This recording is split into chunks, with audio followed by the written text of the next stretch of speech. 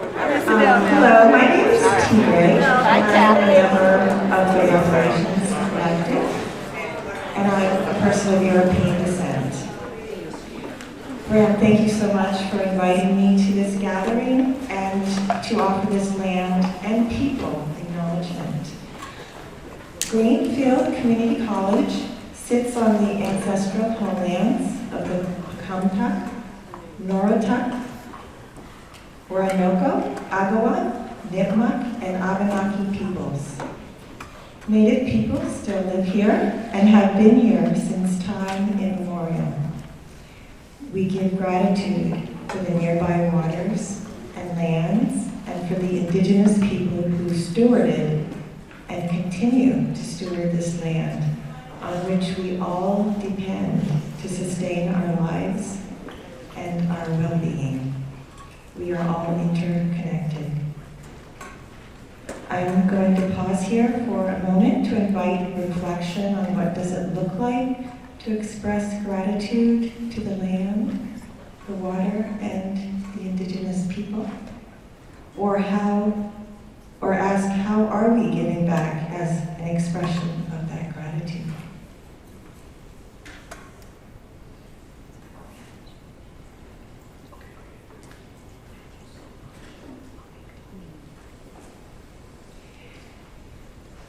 This land was also the site of warfare during the King Philip's War, where a horrific massacre happened.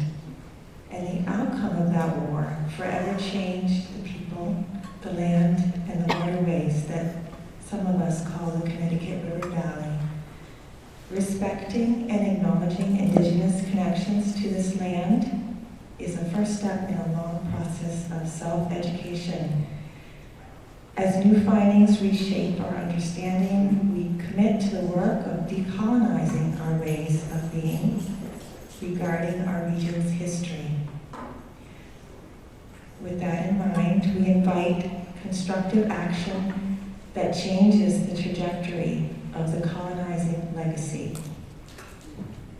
Here are some action choices that support good relations with Native nations and peoples in Massachusetts. You can learn about reparations and consider participating in the work of reparations with the Reparations Collective. And you can contact your legislators to co-sponsor the Massachusetts Indigenous Legislative Agenda, which is focusing on the need to remove racist mascots, honor Indigenous Peoples Day, celebrate and teach Native American culture and history, protect Native American heritage, and support the education and futures of Native youth. Thank you. My name is Brandon Basker, Resilient Greenfield, and I'm so grateful that all of you came today to help us launch this project we've been working on for a while. There's a little bit of feedback in your house. So there's going to be a lot of information presented. We're going to transition around 11:15 or so to an open panel where people can ask panel questions, they can ask each other questions, and it's going to be just layering a lot of different information on top of each other. So we're going to shift out of sort of focus, like pull this all in and make a concept map to where are we here in Greenfield, what can we do about it. And then at 12, we're going to shift to app, talking about how to use the Give Pulse app.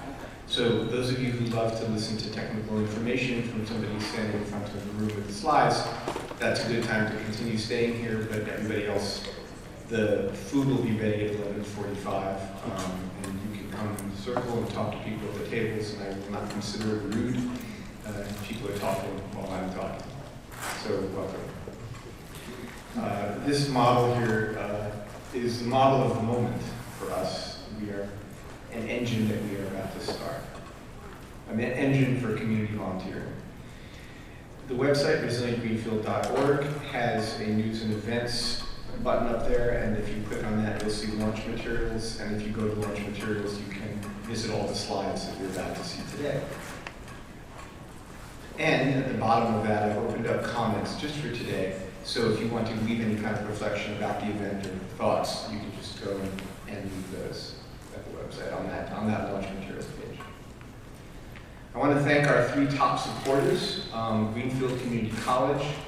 There's no way I could possibly enumerate all the ways that they've supported making this happen, besides the obvious one, particularly Judy and Sarah. M&T Bank, very, very generous donation that's helping us kick this off, particularly Carl Jensen of the Shelburne Falls branch, who is a champion of workplace volunteering, which is really an important part of what we're trying to do. And Greenfield Savings Bank, who were very early boosters of what we're trying to do, and also giving us a generous donation. But I really want to thank everyone here who represents a nonprofit, or one that is striving to be one. We have 150% more nonprofits than most of Massachusetts here. Just found that statistic, which is kind of interesting. I don't know why, but we can imagine, but it's really great.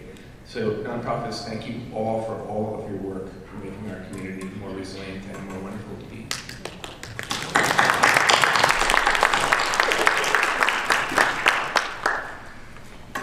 So 10:15, what we're up to. 11:15, and after I say what we're up to, we'll have 3 to 5 minutes from 9 speakers, well, 8 speakers, and 10 minutes from Kirsten, who is my real inspiration for everything that's going on here, even though she won't agree. Then there'll be another presentation about a social capital theory of change, which draws on the GCC FERCOG movie that was shared on Monday at Greenfield Community and Greenfield Garden Cinema about social capital, and then some statistics that probably the nonprofits know that we may find very interesting. At 12 o'clock, we shift to using Give Pulse for volunteers. We may stay with that. I'm going to do a poll to see how many people who are representing administrators and the nonprofits want to go and get a bit deeper. And then all of this will be available on that post. So, anybody feeling like this? Yeah. For me, this is sort of, we've been running and living our lives, and all of a sudden there's this sense that there's nothing underneath us. This is a post that I read on Mastodon, which is the only social media site that doesn't have advertising and algorithms that put crap in front of your face. But I think that it's pretty clear that we're aware that things are being pulled out from under us, and this is the McGovern's town hall over at the high school, which is way overflowing. This comic spoke to me, a person going to work with people on the side talking about how they lost their jobs recently. And my guess is that a lot of us here know people who either have lost their jobs or in nonprofits that are about to lose a lot of funding. These are just news items from the last week or so. How many people know someone who's lost a job or a nonprofit that's about to lose significant funding or has already? Yeah, that's the majority of hands coming up there. Why am I downering about stuff like this? And then other things have been happening for a longer period of time. I've been hip to the climate crisis for about 10 years, but as you'll hear, if you stay for the afternoon session, which I guess I should mention is an afternoon session about climate change and how to be resilient in relation to it, which was probably incredibly confusing for everybody. Sorry about that. These things have been going on, and it's really not clear to what do you do about it as an individual human. Like, how do you oppose? It's all very well and good to go to a town hall, but how does that actually change anything if we just go to a town hall? With politics, there's the ability to respond more quickly to things than with climate change, which happens over a long period of time. But we have this nine-roller effect of, first they came for the federal workers, and then they came for the immigrants, and then they came for the trans. At what point do people go into the street is a question a lot of people are holding. But I think also what would going into the street in Greenfield do? Climate, we know it's happening. We've got the frog in the pan situation. But at what point is anything possible for us here in Greenfield to do? Local action really can't fix either of these problems. We can overflow the town hall, Trump doesn't care. We can electrify our vehicles, but it's not going to make a difference to the greenhouse gases in the atmosphere. And yet we must do something, because otherwise we're holding the anxiety and the dread, or trying not to pay any attention to it, which is the coyote over the air there. So on the local level, we have to focus on adapting to the things that we cannot change. It kind of sounds like the Serenity Prayer there. So if we could do a little turn and talk, I listed what I thought were the 8 main ways that people could be responding to this. Maybe there's another way. Just take a moment to say which 1 or 2 or 3 of them you're doing, and just say that to your neighbor if you would. Please go ahead. So this is one of those pictures that you can find on the internet that illustrate just about anything. And I'm using it as an illustration of social resilience. This picture doesn't show some people that aren't connected to anything. You can imagine somebody who's living in a tent somewhere by a river. Of course, they're connected to some of the other people living in the tents. But all of us have these, most of us, everyone in this room has these connections to other people. And the yellow ones are when you're activating them, right? You're meeting them, you're speaking to them, you're connecting with them. And then the red ones are ones that you may not be activating, but might be there if you need them, if you activate them once in a while. So these are our social networks, healthy groups with a shared affinity, meaning there's something that we're all about together, or a shared activity, something that we do together. And maybe there's also group cross-membership, offering wider access, which those of you who look around and see people that you know from 1 or more different things, that's membership in different groups. And maybe those groups have different compositions. Well, if you know someone who knows someone who knows someone, there's that connection all the way through, and there's a sense of perhaps mutual obligation or mutual care.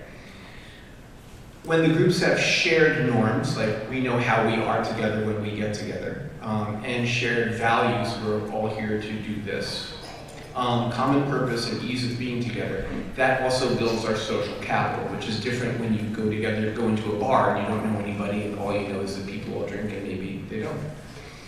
Trust and reciprocity is another word for mutual aid.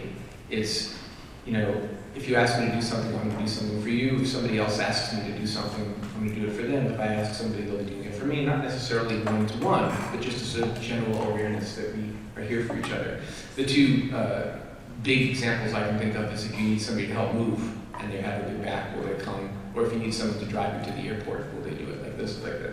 You know who you've got a good, strong mutual aid with for there. But it could even be somebody who helps you fix a drain in your sink. So why did we form Resilient Greenfield?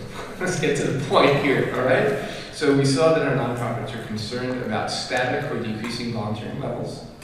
We know that our volunteers are mostly Asian boomers. Look around. But most Greenfielders are working age, which is like, why is that? You can imagine why. Traditional volunteer groups like the Fraternal Order of Elks and churches, their membership is shriveling up as far as the people I know now. Now some people say that Moose is going strong. I don't know. But when you go to a church, you see what's going on. And these are the ones that generally had the community's welfare in mind. However, during COVID, in my neighborhood, everybody helped each other. And also, volunteering organizations have told me that they got a lot more volunteers during COVID. Now, yes, a lot of people weren't working. That seems to be about to happen again. But more was at stake. I think that when we share a sense of a threat, the reason why people went to the town hall, the reason why people are worried about electrifying their vehicles, if we can have a more resilient community, we can respond better to those threats. And so building resilience is a meaningful response to the things we cannot fix locally. I can't imagine that anyone here doesn't agree with that. I can tell you that it works. You can actually feel like your anxiety and dread is notched a great deal lower, unless you doom scroll every night like I do, because you're helping build the resilience of the community.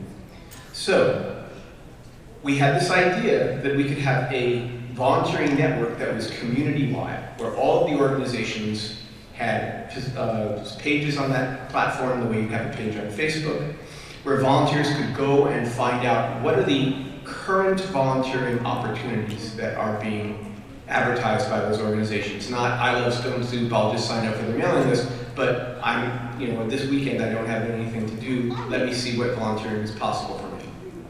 That's what this app that we found does. Martin, who's back there, he and I looked at a whole bunch of apps. No other app could do this. So it does exactly what we want, and there is a learning curve to using it. And that is my personal sense of where the bottleneck is going to be. We have enough people that they will volunteer. We have enough organizations that need volunteering. That engine requires that people want to volunteer, people need volunteers, and they meet each other on this app. But the oil of the engine, the thing that keeps it going, is people knowing how to use the app. So that's where it's going to be challenging. So that's the engine. Diverse volunteers, not only boomers, but people who are working age, people from all walks of life, maybe people who speak Spanish. More ways to give your time than you might be thinking of now. And then coordination through the app and also through the people who are wearing these gingham epaulets. Those are the people who are here to help you with tech support. Those tables at the back are some wonderful GCC students and their helpers who at any point today, you can go up and go and work with them. Even right now you could. And also those of us who are meeting in the circles, the sociocratic circles representing Greenfield. So the output of this engine will be more support and care in the work that the volunteer organizations are doing, and also a stronger social fabric as the volunteers get to know each other and build their connections. I am going so far over time. The way that this started was a meeting with government, nonprofit, and business leaders. They were all like, yeah, what you're seeing is what we think should happen. They were enthusiastic about the project. They asked for help. The people whose names are over here, who are just about all in this room, were early people that really gave us the sense that we're on the right track here. And now we have pilot groups, most of whom are here as well, who are saying either we want to put some needs on the app. They don't know that that was by April 15th, now they do.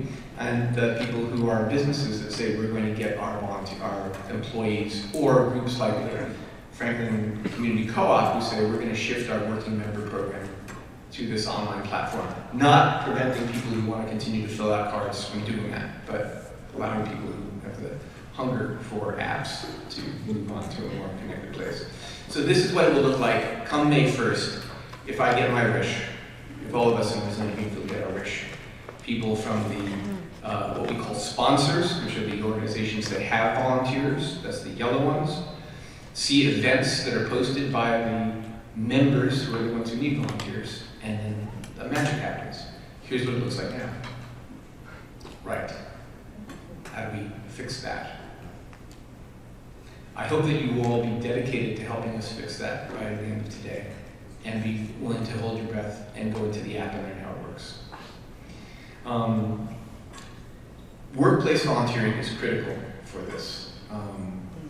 M&T Bank's Carl Jensen is really, really good. We had a conversation at Greenfield Business Association about workplace volunteering, and some workplaces talked about some of the difficulties, but it's possible to do. If you put your mind to it and your heart to it, you can get your employees to come and volunteer in many places. So I think that's going to be a big part of making this work. During the winter, we've been recruiting members and sponsor groups, volunteers, organizations, and those that need them. Right now we're doing engagement, which is getting the volunteers on the platform and getting the events on the platform. In the summer, we'll then get to see the impact of the volunteers doing the things that they're being asked to do and the relationships being built between the volunteers. And then in the fall, we're going to have a celebration of where we've gotten to, another big meeting, maybe here, maybe at Hawks and Reed, where people who are not the early adopters maybe can come in and get connected to what we're up to. But right now, we're doing engagement. So here's what's going on. Today, we would love to have everybody in this room get on Gift Pulse. It doesn't have to be at this moment, but we're giving you opportunities for that. And there's, I think, about 70 or 80 people here now, so 50 would be lovely. Next 2 weeks, 250 active volunteers. The only way that happens is if those of you who join us now get 1 to 2 of your friends. I know I'm asking a lot. I hope you're going to do it. Then the organizations need to get their events set up. Martin and I and some new people perhaps are learning how to support you in that, so I'm going more crazy than I am, so that your events are ready and are properly configured to work. And then come 5/1, the engine starts. Volunteers know that when they go up there, they're going to see those events. The people who post events know that there will be enough volunteers that if they go and spend the time to use this platform, they will get the volunteer help that they need. I hope that what doesn't happen is that either they post an event and not enough people sign up for it, and then they go, not such a great platform, or the people who want to volunteer go up and say, oh yeah, these are the old ones, I always know about these things, I haven't learned anything new, and I don't learn anything. So that's my hope. So now it's about time for our speakers. These are the folks who are going to speak in this order. Kirsten is going to speak for 10 minutes. Everybody else will be for 2 to 5 minutes. And when they're done, they're going to go and sit at this panel, and then we're going to have a sort of open chat about anything from the panelists and also from the community asking them questions. What I want to ask is that the panelists think about what are the implications of everything I've just said. Ask me questions if you want, and just imagine how this could work. Be my brain trust. Okay, so without further ado, I'd like to invite Kirsten.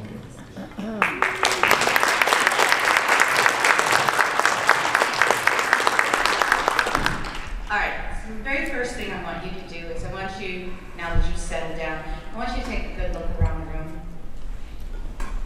I did.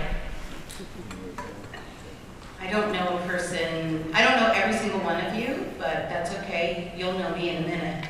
And then you can get really friendly with me. I'm friendly, honestly. There are a lot of people in this room who are extremely civic-minded, community-minded, who are plugged in, and who get it. And so, in whatever way you feel comfortable, you can give yourself a pat on the back, or a round of applause, or a big old hug for yourself, because you're showing up. You showed up this morning, and you show up in many other ways. And I really just want to first just stop and say thank you. Is anybody doing that anymore? Saying thank you?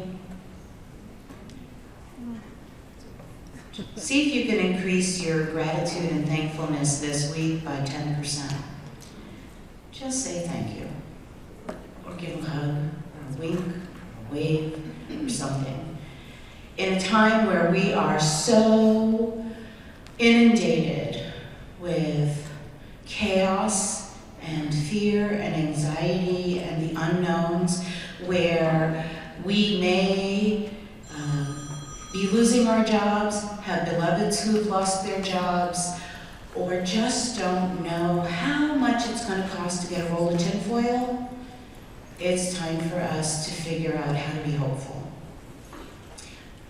I know this wasn't my original one, but I was going to come up and say, but quite frankly, and I don't want to steal your thunder, Mitch, but I'm going to. If you don't subscribe to Love and Work, a weekly Friday e-magazine, the e-vlog that comes out by Mitch Anthony, please do.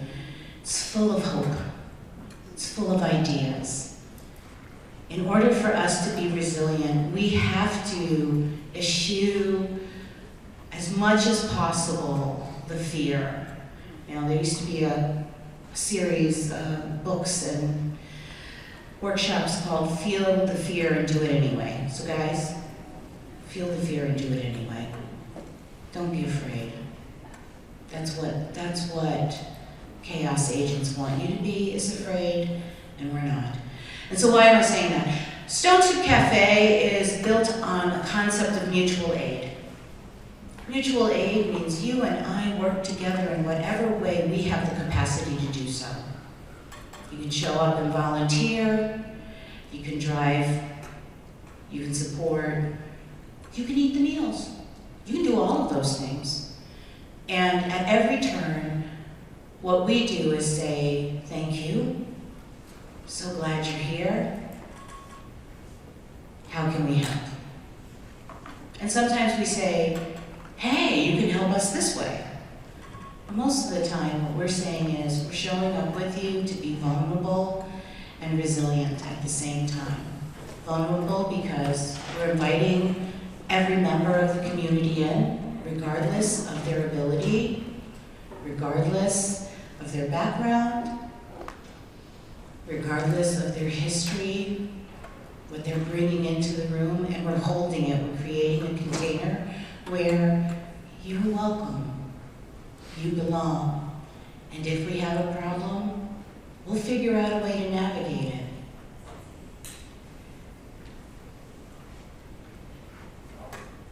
At its core, when Graham and I went to lunch, I don't know, a year ago, and he pitched this idea to me, and I was like, that sounds fantastic. Sounds just like something that we need, because when COVID hit, although we were all isolated in our homes, I reached out in a very loud way. If you don't know me, I have a very big mouth. You can usually hear me down the block. And I said to all of my friends on FCRN, Franklin County Resource Network, we have to meet now, we have to meet every single week, everybody out of your silo, everybody into the pool, even if it's only on Zoom. We have to figure out how we build the safety nets to make sure that nobody's falling through the cracks. And in the last 2 years, since the emergency has been lifted, you can tell how I feel about that. We're still in an emergency. All of us have quietly stuck in our silos a little bit more than usual. I see it. I feel it. Not necessarily at the cafe, but in other places, in the houses of worship, in choruses, but not here today. Not here today, because look how hopeful it is. Look at all of you. Civic-minded, ready to get involved.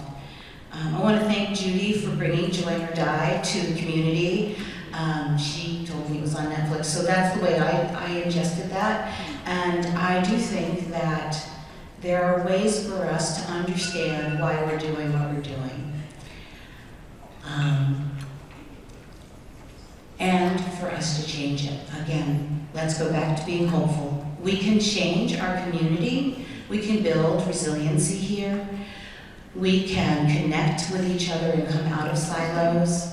We can have deep conversations. We can be brave, even in scary spaces. We can try something new. We can expand ourselves. My father always said, I had another breakthrough. The morning that I found out he passed away, I said, oh, Dad had his last breakthrough. Keep going. Don't stop. Even if it's, I'm reading a new book today and I want to talk to a friend about it. Be in community in every way that you possibly can, and don't belittle the ways that there are, that you are able to do. And with that, I just want to say thank you so much for being here. It's an honor, and I can't wait to see what happens with this great experiment.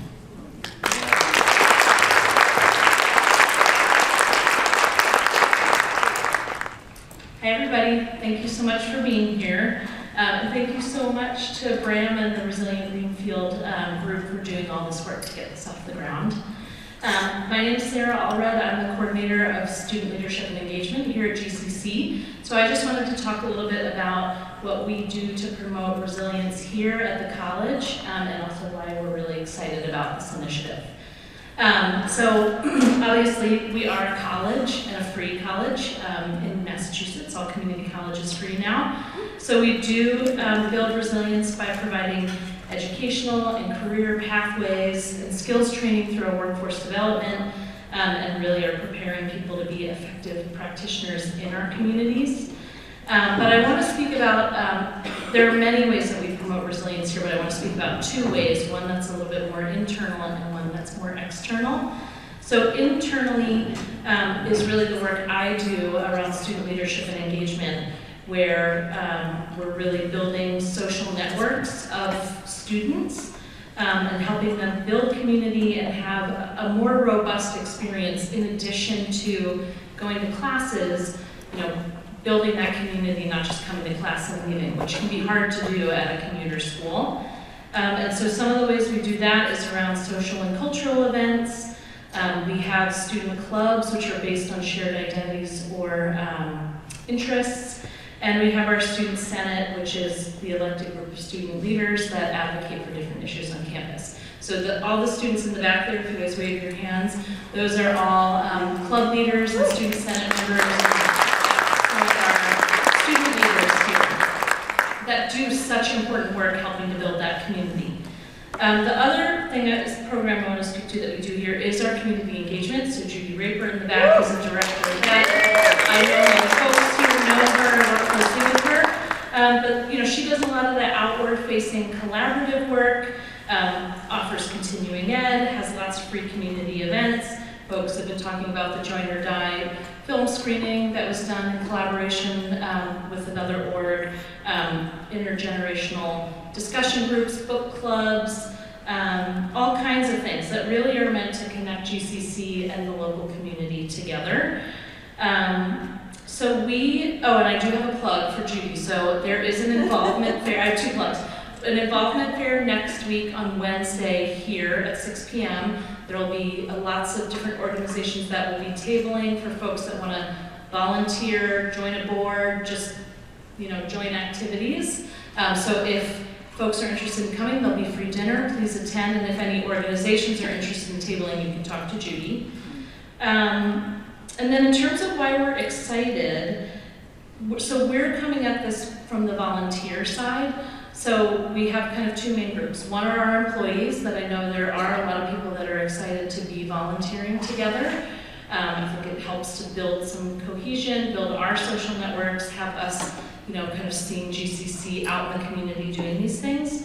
But also our students. And we are going to be getting into kind of strengthening our service learning program here so that in addition to standalone volunteering, there's more intentional connection with coursework, and it kind of deepens the learning that way. So my other plug is that we are recruiting right now for an AmeriCorps Vista to help strengthen that program.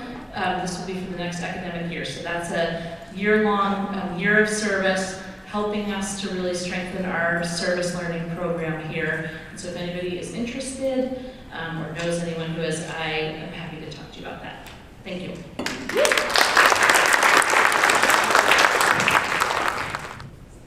Morning. My name's Coral. This is my first time publicly speaking in a group like this. So I'm here because of Hannah. I would ultimately blame her. She told Graham about me and M&T and how we like to show up our community. We're relatively new, but a lot of us have always been here in Franklin County. I'm born and raised. A lot of my coworkers are born and raised in Franklin County. You're doing awesome. You're doing great. So it's kind of important, family and networking all kind of tie into volunteerism. And you can't do it without your family, you can't do it without a network, and you can't do it without volunteers. So MT shapes an environment where they allow their employees to volunteer. We give them 40 hours a year during work hours to show up to causes that are near and dear to their heart. And they get excited about it, they share it with the rest of us, and we can come out and support them. So not only do we give our people hours to go out and give their physical labor, but we also can do financial literacy as well, where we can teach you about budgeting, mortgages, fraud protection, especially for the elder community. That's really big right now. And we also do bank at work, where we can come out to your employees and give them benefits just for allowing us to come out there. And as long as you're, you know, giving them direct deposit, we can help them out. You know, we have some really good benefits, but it's just getting us out there into the community. And all you have to do is reach out and we will show up. I have a few friends that showed up with me here today from M&T. So we're just excited to get out there, and this app is really going to help us connect with everybody. And that's more than what we can hope for, is build a community based around volunteerism and knowing who's going to show up. When you call out and raise that flag, you know, sending out the SOS signals, who's going to be there, and you know, this person shows up, this person shows up. I have an employee, I'm sure some of you know her quite well. She has volunteered 421 hours this last year, out of her own time. You know, we only give 40 hours, so I mean, when she retires, that's what she wants to do, is to be a professional volunteer. So this is going to help her show up in all the right places. So I'm really excited to get her signed up on this app. So thank you for the opportunity to speak with you all this morning. Thank you. All right. I'm so bad with microphones. I feel like I'm going to just the whole time. So, I'm Hannah. I'm the director of the Greenfield Business Association. I'm very excited to be here, very excited to have been asked. And it's really nice to be talking to a room. I love my business community so much. Often I'm speaking to a room that is very business community heavy, and I feel like there are a lot of folks in this room that I haven't met yet. I'm really excited to connect. So thank you, Bram, for bringing business community residents, everyone who's really passionate about this work together. Thank you, Judy, for hosting, and everyone that's here. So, you know, the first thing that I want to say, especially to everyone I haven't had a chance to give my spiel to, is that at the Business Association, we draw the word business incredibly broadly, right? So to answer a question I get a lot, yes, nonprofits are businesses, right? So it's our nonprofits, it's our for-profits, it's our artists, it's our farmers, it's our retail, it's our industry, it's our corporate. It is all of it together. And when Bram and I first met, I can't even remember how long that coffee date was, because it was all over the place. You know, and we talked about everything from volunteerism to the strength of the community to melting down the cannon on the common and turning it into a statue of Lorenzo Langstroth, who invented the modern beehive. You know, it was a broad conversation, right?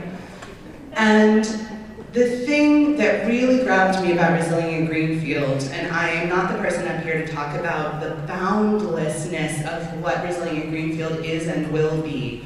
The thing that really grabbed me was that this was a way to make volunteering very visible. Because in moments like this, it is the visible that gives us hope, that pulls us together, and that encourages us to be part of everything that's going on. And more, everything that's going on feels like a movement. It is so important. And in Greenfield, I don't know how many communities everyone in here has lived in, but in Greenfield, I see a critical mass of volunteering that is very unique. And so we are showing up to it. The other hat that I wear is as chair, I call it the figurehead really, of the Sustainable Greenfield Implementation Committee, where we are constantly trying to implement Greenfield's master plan, get it out there. That's a volunteer role, but it is one of the most important things that I do in the community because it gives me a chance to connect in rooms like this. So for the Business Association, our goal with Resilient Greenfield is to really, really, really pump up the visibility of the Give Pulse platform and encourage our businesses, again, broad brush, encourage them to be part of volunteering in all the ways that they can be. Get your employees involved, get yourself involved, draw from the pool of volunteers when you need it. We are part of events. We partner on things with the rec department, with the Bee Fest, which is my own, I'm obsessed with the Bee Fest. Don't get me talking about it unless you have like 4 hours. So, we really see this platform and this partnership as an opportunity for the Business Association to help bring people into volunteering, whether it's something they do all the time or it's something that they're just getting into. You know, I applaud M&T and Stone Soup and GCC. You know, a lot of our businesses have mechanisms through which they are already drawing a lot of volunteers, and a lot of our businesses don't. A lot of our businesses don't really know how to get involved, and maybe don't have the time to get involved unless we make it easy peasy, and so that is the goal with this.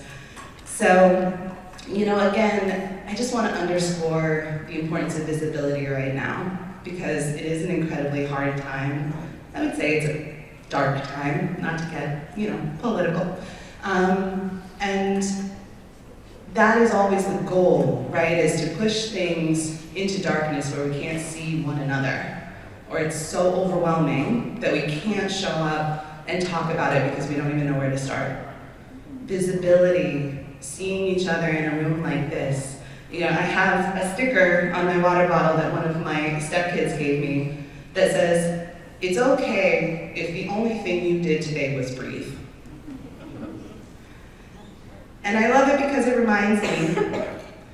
And I also love it because when it's sitting on the table between me and someone I'm meeting with, I get to hear their reaction to it. I've had people look at it and literally start crying. I hear it. I hear you, Brim. I've had people look at it and start crying, and we hold that. I've had people look at it and be like, "Oh, girl, yes, whew," right? I've had people look at it and go, "Oh, interesting." I've had people look at it and say, "Thank you for that message, I needed that today." It's visibility. I just put something between you and I, you respond to it, I respond to you, and we're off in a relationship. So this site, Give Pulse especially, I'm very excited about because it's going to be the most visible space where we can come together, see what one another are doing, and keep going from there in a new relationship. So thank you, Bram. Thank you, everybody, for showing up on Saturday. Good morning. I am Caitlin Von Schmidt. I'm the Outreach and Communications Manager for the Franklin Community Co-op, not the Franklin County Chamber of Commerce, which is what it indicates on all the slides, although we are a chamber member, and I think Jesse Dean is a superhero. I am going to talk just a little bit about the real nuts and bolts of the co-op and our commitment to local and our working member owner program. So at the co-op, we buy from 50 local farms, over 250 local producers. Nearly a third of our sales is local, and our commitment to local goes beyond that in that we support local nonprofits and local organizations in getting volunteers through our working member owner program. Our working member owner program is open to any member of the co-op, and what it means is that if you volunteer 2 hours a month for every adult in your household, then you get a 10% discount every time you shop in the co-op, except alcohol. And if you do 4 hours for every adult in your household, you get 15% discount in the co-op every time you shop. And we do not have volunteers in the store. We're a proud union shop, and we don't use the volunteers that way. What we do is we ask our working member owners to go out into the community and connect with an organization they would like to volunteer for. We have a whole list on our website of organizations that we recommend or that we know people have already volunteered at. But I keep track of this. I'm always happy to hear if someone is interested in volunteering for a place that we've never heard of, that we don't have on our radar. Any place in Franklin County is okay. It doesn't have to be in Greenfield. It doesn't have to be in Shelburne Falls where we have our other store. And we just want to pump those numbers up. We have right now 89 member-owner, working member households, and they volunteer over 400 hours a month. We would like to really pump those numbers up, and we would like to help you save in the co-op as a member-owner. So we're really excited about the Resilient Greenfield platform because the matchmaking aspect is really great for us. Because that way people can find opportunities that might really connect with them personally that I might not know about, but you will know about it.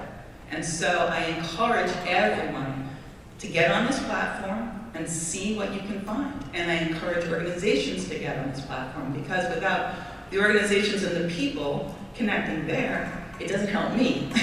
I want you to help me get our numbers up, because I like to brag on our working member owner program. It's a really great program, and it's part of what makes me proud to work at the co-op. So I encourage you, like Bram said, there's a bit of a learning curve. I encourage you today to get help in signing up. People are here that will help you do it.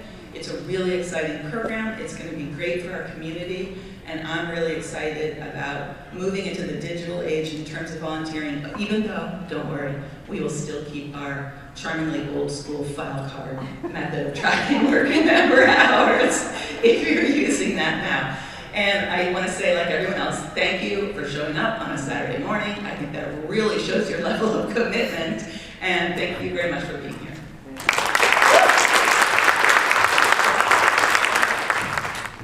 Hi, everybody. My name is Megan McDonough. I'm the Executive Director at Pioneer Valley Habitat for Humanity. And we build homes in Hampshire and Franklin counties. And I'm sure you all know that there's a housing shortage. There's a crisis. People can't afford their rent. They can't even find an apartment when they have Section 8. They don't have the stability that having a place of their own provides.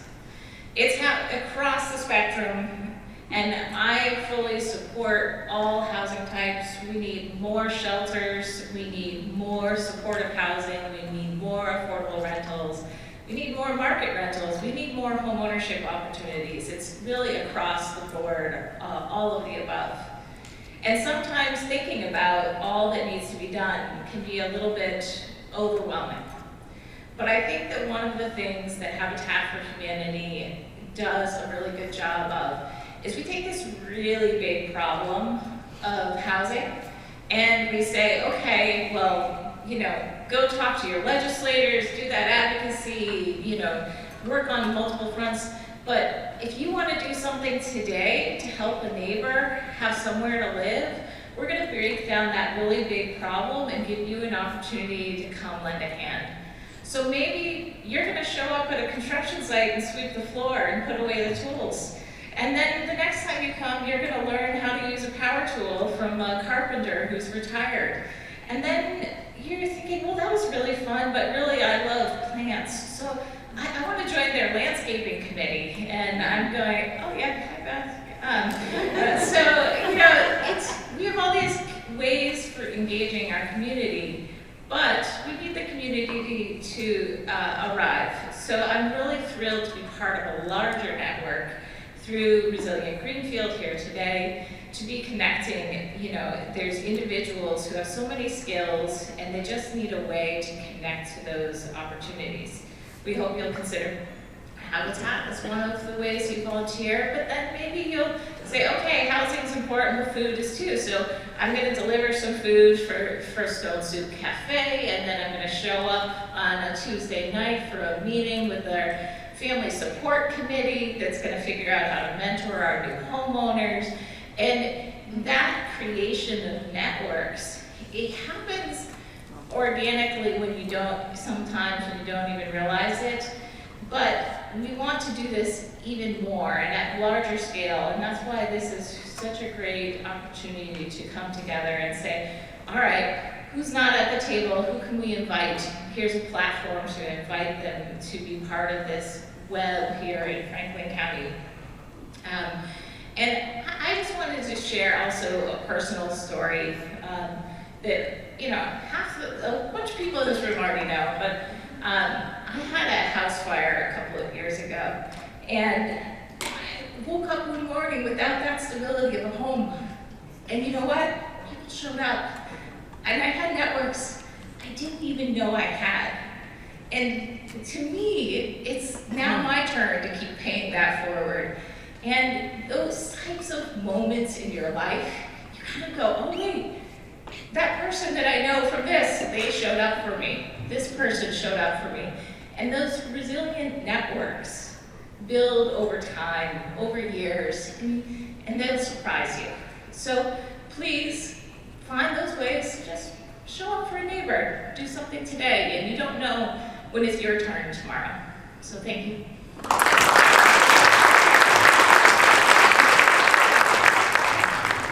Hi everyone, my name is Nina. I'm speaking on behalf of Redistro today, which is a mutual aid network, and we also host a free store at Arch Street in Greenfield. We've done pop-ups at Stone Soup and around the area. Basically, we work with the abundance that is in this area, which is in volunteers, people, connections, also just in goods, services, and we are essentially a hub that people can bring items they no longer use and sort them into the store. People who need items can come and take what they need. That's a little bit of what we do, and we're excited about being a part of this platform because we're excited to, I'm looking out at this room, I actually am surprised. I really don't know most people here, and so I'm really excited to be reaching out and expanding our networks, getting more people with more diverse skills, experiences to be involved in the work that we're doing, and to benefit from the work that we do.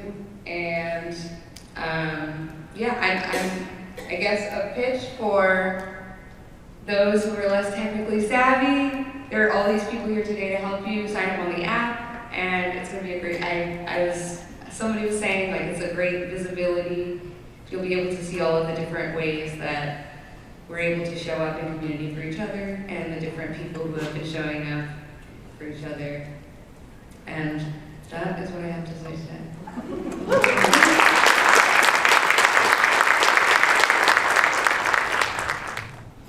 Walking up with a cane is probably not the best sales pitch for the YMCA, but what did you do with them? I swam there. I just swim. That's right. Hi, I'm Nancy Conan, and I kind of oversee the volunteers and kind of kickstart a variety of things at the YMCA here in Greenfield. Our involvement in Resilient Greenfield kind of fits very nicely with so much of what a lot of our members just believe in, which is sharing with the community and doing for others. And we know that health is not just exercise. Health is socializing. Health is reaching out. Health is getting to know new people. And I will say that at the Y, we see a lot of that. I have a listing of about 100 volunteers that over the past years have been involved with a lot of community outreach where we do the free store, we are a part of Adopt a Family, we, let's see, what are the other things? I have my list here. We also do, the backpack program in the summer. So many of the things come from United Way, supporting what they're doing, and then just coming up with new ideas and saying, hey, let's do this and let's try that. So a lot of our members are more than happy to help in a variety of ways. Sometimes it's a food drive, sometimes it's just, can you help by a few dollars that you can support? And most recently we donated over $1,000, all given by members and friends of the Y, to the Community Meals Program. So those are all different opportunities, and I know that being a part of Resilient Greenfield just means that we'll be out there. The opportunities that we have, which you might be interested in, will be available, and just another way to have people volunteering and helping and supporting our community. So thank you.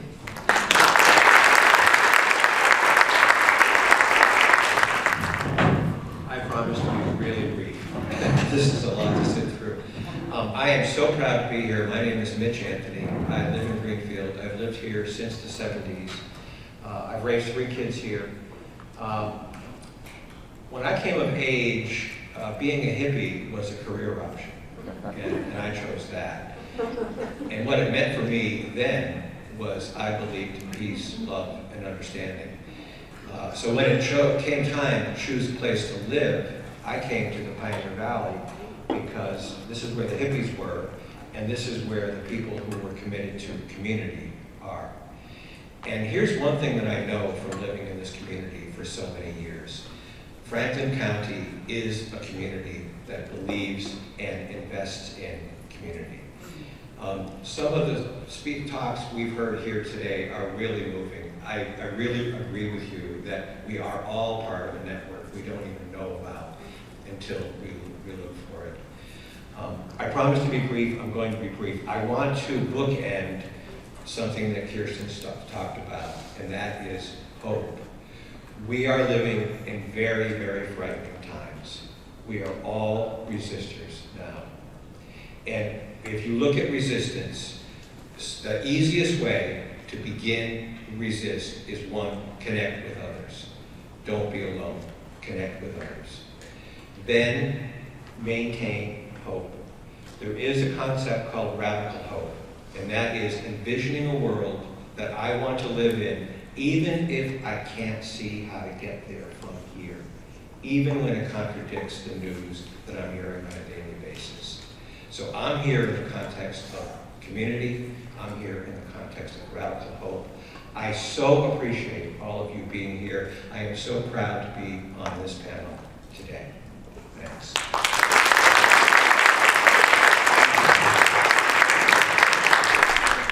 Drawing on Join or Die, which was shared on Monday, but I was thinking about social capital before watching that movie. Let's see how that, it's great to say, oh yeah, we'll do this and that'll do that, and then magic will happen. But I think it's good for us to really get a theory of action.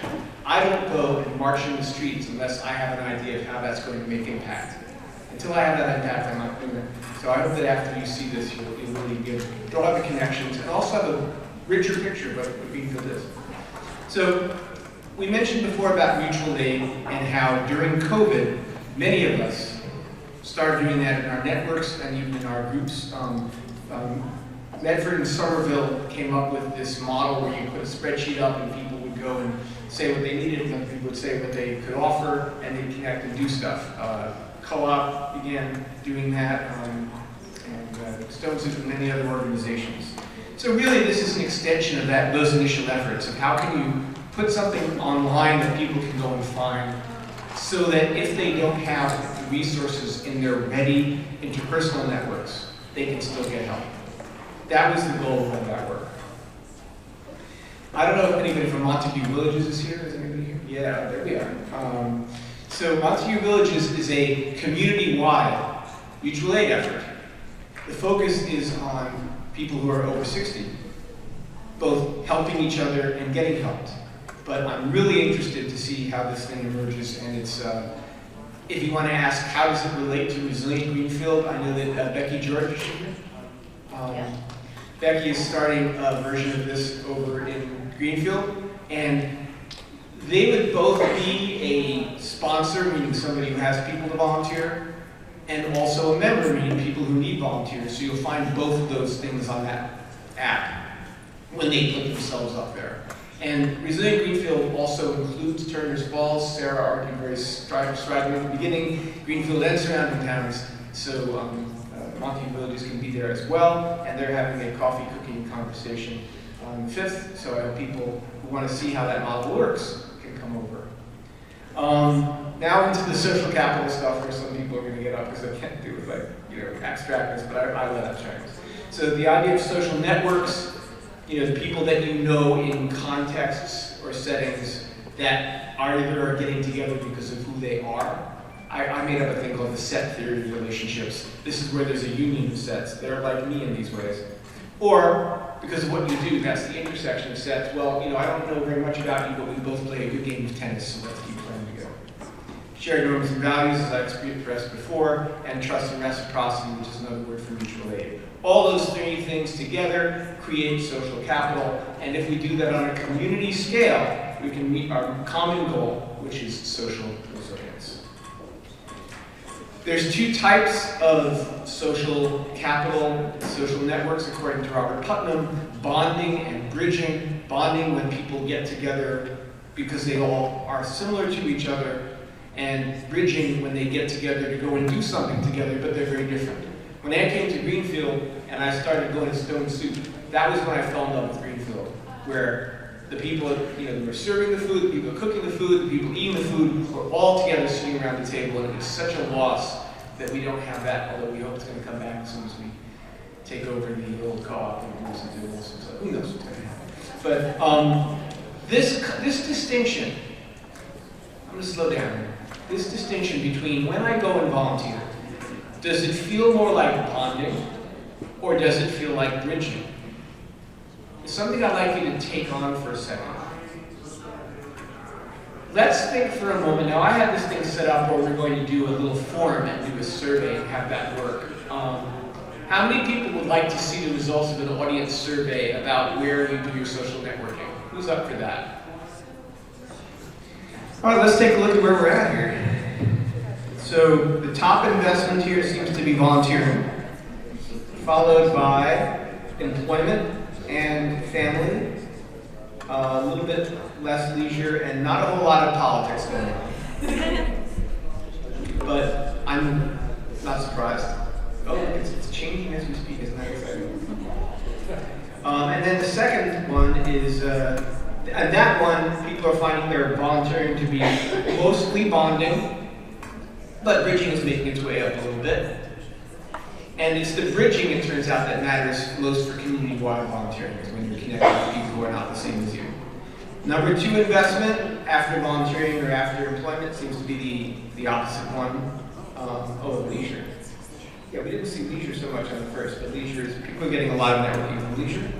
And family and politics is the second one. And those are also mostly bonding. So, according to social capital theory, SCT, individual bonding social capital can be parlayed into community social capital through bridging. So all the folks who are volunteering in places with people who look like them could, if they then go and volunteer at other places with people who don't, or are like them or not like them in some way, bring those relationships with them. So that initial diagram I showed a while ago with all the connections, those connections get expanded. That's the hope for the community-wide volunteering app. That we can actually browse, go and click at all the different organizations and say, oh, who's volunteering there? Oh, people I don't know seem to be volunteering there. Let me go do a volunteer at one of those events. So it makes bridging very possible. It's almost as if you were at a party and then there was a party going on down the street, and it was okay for you to go and knock on the door and join that party, even though they were a different party. I discovered in college that if you walk around with a couple of pizzas, they will let you into any party. So why does social capital theory matter so much to us? It's a way of building individual and community social capital. Bridging is the best way to build that community social capital. Volunteering can equal bridging if we reinforce the bridging opportunities. Now I'm speaking to all the nonprofit people. Kirsten knows this, right? You have to actually, just like Coral knows how to get people volunteering by setting an example by how she talks about it, so those of us who lead volunteer groups can think about, are we getting good bridging happening? Are we recruiting volunteers who are diverse? And are we maybe even talking to people about that role? Maybe nobody talked about it before, but this is the critical step, social capitalize, for making resilient Greenfield work. I don't know the particulars of how you go and do that, but just panelists, if you could think about that, that would be great to talk about. And so, Resilient Greenfield uses GivePulse, the only platform that connects groups and individuals together in a nice big wide network, where you can message the person who runs an organization or message somebody else that you volunteered with last week but you don't remember their name, but that face is familiar, and you can say, hey, why don't we go do this together? So, another opportunity for people to participate. Please take a moment to recall a volunteer setting that you were in recently. Just bring that into your mind. And, yikes. Was it bonding or bridging? I'm giving you an opportunity to sort of apply that criteria. Just think about the place where you were volunteering. Was it more bonding or more bridging? And if you go, I have no idea how to think about that, that's cool. Then we know that when the panelists do a Q&A Q&A, you can ask that. Did the people who were volunteering seem to have a lot in common with each other? Both in terms of what you were doing and also what your norms and values were. Just give that a moment. Hold in your mind that setting and ask this question just for practice. Because again, if we can work with these questions now, then we can bring this forward into our work. If we can't, we should be asking. And then last, do you see those volunteers as a source of mutual aid? Could you ask them to drive you to the airport or help you move? Is that the kind of relationship that's being built in that setting? It may turn out that Habitat for Humanity is really building those kinds of relationships because people are swinging hammers and sweeping the floors together. It may turn out that some other organization, they're not having as much of a sense of that mutual aid being built, and maybe there's ways they can make it happen. You're going to have somebody here who actually works with organizations and teaches them how to build those kinds of relationships. It's through the communities that care for them. Anyway. All right, so you've done that little exercise. Does anybody want to share a thought, something that came to them where they were like, oh, I was able to apply this and I got a clear answer to one of these questions? Yes? Thoughts or a reaction? Yeah, you tried to apply the question to the setting, and I'll say back what you say so everybody can hear you. And you got an answer. Okay, we have somebody there. I'm not sure if I'm responding to the right thing. Go for it. May I share stimulation from listening to the speakers today? That's going to be Q&A. Oh, sorry. Right now we're just looking for this. Okay, this may be a little... I'd love to hear what you have to say. Oh, all right, go ahead. I don't want to mess this up. So, is it okay? Okay, my name is Susan White, and I live in Greenfield, and also I work on the staff of Life Path here in Greenfield. I want to first thank you all. Thank you for showing up, being here, everybody here. And Graham, I want to thank you for what you're doing. It's great. And Judy Raper always deserves a call out. I just want to say, I know you got one thing to do another, and it's been a constancy and commitment wherever you went. May that be out there. And GCC, I want to thank you for this place. This is the place we gather. It is one where we gather in a lot for different things, and we'll continue to gather, and me too. So thank you for your open doors. So many good things have happened in this room for Greenfield. I just wanted to say, yes, Life Path is joining Give Pulse, but probably not for the reasons you think, and I want to share perspective. And I'd like to ask if maybe two people from the panel can react to what I say today. I don't expect people to agree, but I am here on behalf of all the older adults that we support throughout. Susan, I'm so sorry. We have a tight schedule. Can you... I think that's appropriate. We really want to hear what you have. Okay. I don't want to tip you over, but this matters to us, and I came today to see if we fit in Give Pulse and this, because I didn't want to join another platform. And I know we're not as familiar to you, Bram, but we serve a lot of people here. We also have 250 volunteers that work with Life Path, but we need 30 more. And this platform's not quite right for us in some ways, but in other ways it's really important. I'd like to just share that, and you raised a really important question at the beginning today, Bram, and I want to answer it. You said, why are so many nonprofits here in Franklin County? I know the answer to that question. It's because of the poverty. We're $40,000 is the average per income capita here in Franklin County. In the state, it is $99,000 per person. And that is why. And that's why it's happened over history. And it's important to know why. Because it means as we continue to unravel our national social fabric, people here are going to be in more trouble. And that's important to know and understand. I also want to say that we're building resilience, but I want to stand on the fact we are resilient. And we're expanding it, but we are. And that's very, very important. I also want to share that at Life Path, volunteerism is not decreasing, but we need more volunteers. What has happened is the volunteer world has changed, and that happened after COVID. So what has happened is it has changed, and we need more volunteers. We need 30 more volunteers in the programs that we do that aren't the kind that you're first calling for in this important network.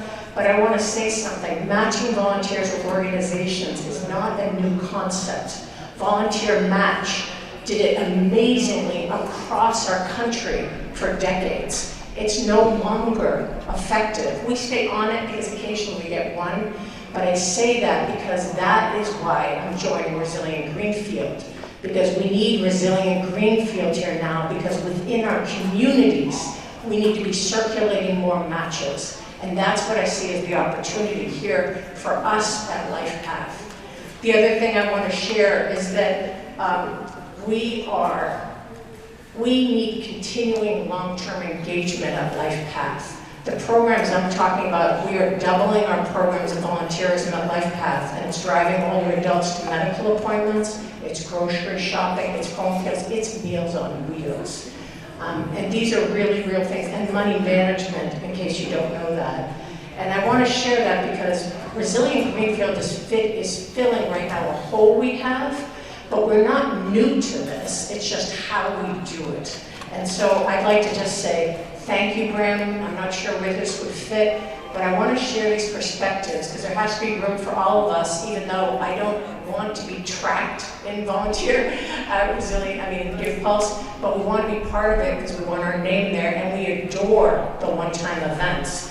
But that's not our big thing, it's long-term engagement, and that is a place that this doesn't quite meet, but it doesn't mean it's not important, and we need to continue to build that. So thank you for giving me 2 minutes, but I also want to give a shout out to our village neighbors that are here today. LifePath is facilitating forums, and I know you were at our last forum. We will be doing this annually, bringing all the village neighbors groups together. There are 8 of them throughout the county. They're doing phenomenal work, and LifePath collaborates with all of them the best we can, as they do with us, because we are a circle of support. There's a lot happening in our communities, and we will just need to expand. Thank you. So there are 4 assertions that we are holding here. One is that community resilience is the same as community social capital. Second, that if we increase the scale of our mutual aid networks from the pods from COVID to community-wide scale, like Montague Villages, we can do something. That individual social capital can become community social capital through bridging, and that we can bridge through volunteering. So that's what I've been trying to put forward in a few slides just now. Now some statistics. Susan shared some of them already. We have a lot of people in Greenfield living alone, more than the state and national average. Living alone is really hard. And if you see a lot of the people who are living alone, most of them are the ones who are over 65. Far most of them. Half of our seniors live alone. We have more seniors than average. As you can see, this is a little bit of a deceptive chart because 65 plus includes many decades, whereas all the other ones are just 1 decade. But there's just many seniors in our community. Seniors volunteer a lot. Let's hear it for seniors.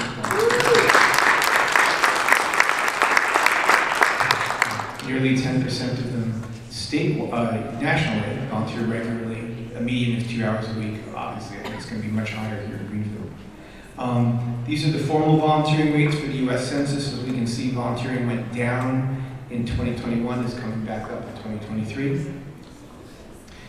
This is showing the same graph, but you can see Massachusetts versus the, formal volunteering is the blue one, and organizational membership is the green. We're actually bouncing back higher in Massachusetts than we were before COVID, which is good to know. These are some other factoids. Gen X folks have the highest volunteering rate of all generations across the U.S. People aged 16 to 17 have the highest rate of all age groups. They're not in the room. People aged 45 to 54, again, Generation X, are the second highest.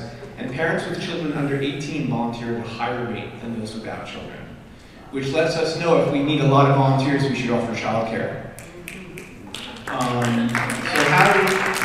So how can we support more team volunteering here? Those of us who need more volunteers, how can we make it easier for teams? Gift Pulse can work for that. Why do we not see as many Gen X volunteers? Is New England culture different than the U.S., where the U.S. Gen X is the most volunteers, but here it's boomers? Where are our parents with children under 18? This is an incredible portal. I said before that you can get all of these slides if you go to Resilient Greenfield and go to news and events and go to launch materials. You can check out this portal, it's just full of statistics, it's really cool. AmeriCorps Civic Engineering Volunteer. Gen X is strong statewide, but where are the working age adults? Why don't they volunteer? A lot of obvious reasons why they don't. First of all, they're working, but almost 60% of the people in Greenfield are working age, but they're not the ones that we see around. Are their parents taking care of kids, and that's why they can't volunteer?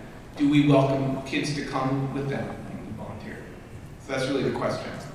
Are parents helping out in their schools? Yes, I've spoken to parents and they say, well, that's where they volunteer, and that's why we don't see them in our nonprofits. But maybe not all parents do volunteer in schools. Maybe there's reaching out to schools that could work. Workers are paid so little that they need multiple jobs, and that's why they don't have time when they get home. There's not a lot we can do about that. And certainly some of the people I've talked to have said that's why they can't get a workplace volunteering program going. They have phone and Netflix addiction. I suspect a lot of people have that problem. And that's the area we can mine. And maybe they're all in the gym working out. But if they're in the gym, you'll find them there. Okay, volunteering can bridge ethnic divisions. Greenfield has almost 30% Hispanic or Latino. I don't see a lot of them here today. That's a real bridging opportunity. We can all be thinking about how do we make it more friendly for folks for whom Spanish is their first language, where we are. Just hold a vision for how we get that kind of vision going on. And then the last vision that Susan mentioned is class difference. That we have a much higher poverty rate than the rest of Massachusetts. It's twice as much almost. And that's why we need a lot of nonprofits. That's maybe why we get some state or federal money, although that's drying up. And that's why it's so critical for us to do this work. Most working age adults do not volunteer. Again, I think we need to encourage them to bring their children, and that we need to offer childcare if we need to. So let's try to make workplace volunteering a priority because, again, 57% of our people here do work. And now I'm going to leave these ideas up for panelists and for the community out here. Talk. Listen. Thank you.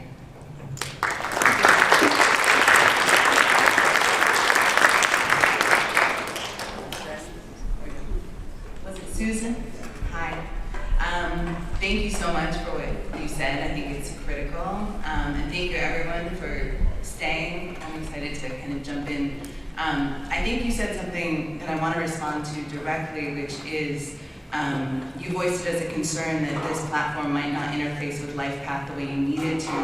What that says to me is that maybe we haven't looked at the platform or communicated about the platform in a certain way, which is really looking at how especially younger people find volunteering, see themselves as volunteers. I encounter a lot of people out in the community, especially in our businesses, when I talk to older business owners in particular who say, I have these younger employees, but no one has taught them about volunteering. No one has talked about it. They don't know what service is, whether it's board service or even just, going to Stone Soup on a Friday or Saturday.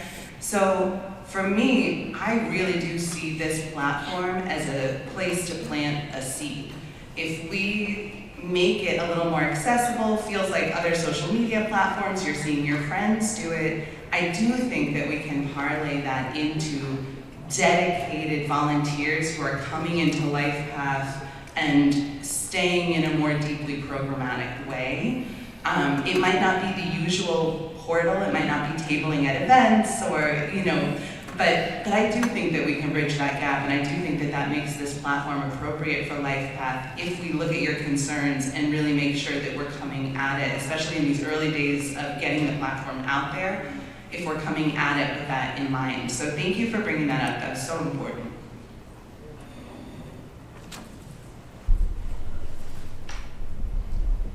I have a question. Mic over here. Oh, do I need a mic? Right here. Thank you. Thank you. Carol Conraven is my name. I just moved here because I lost my job in DC, so I'm one of the many. Welcome. Thank you. Yeah, excited to be here. And I want to be working in the social services arena. And one thing I'm curious about, though, because I think what I don't understand about the nonprofit community is how dependent are you on volunteers for the success of your organization? Like, I don't really understand that dynamic. Is it built into your model? I'd be curious to hear your opinion on that. Thanks. I guess that's me. Me too. Oh, yes, you too. So Stone Soup is purposefully built on a model of volunteer. But other organizations are not. I know Habitat is. So it depends on the org, and it depends on what they're doing. You know, Stone Soup has me, one full-time staff, and then 11 others who are all part-timers. And basically what they are ambassadors for volunteers. We practice the 4 S's is what I call it. So when you come to volunteer at Stone Soup Cafe, we want you to feel supported. We want you to feel successful, so we're going to train you and help you. We want you to know how to do things safely. And then we want you to leave satisfied, so you come back.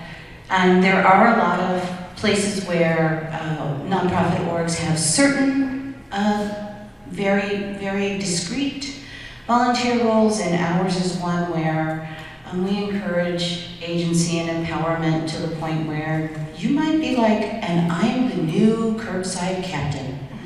And your leadership is valued, and your voice is valued, and you're invited to participate in meetings, even if staff, you know. So we do a lot of mixed modeling, and I think we're a little unique in that way, but maybe not. I don't know. It's my first nonprofit. I helped found it. I had founder syndrome,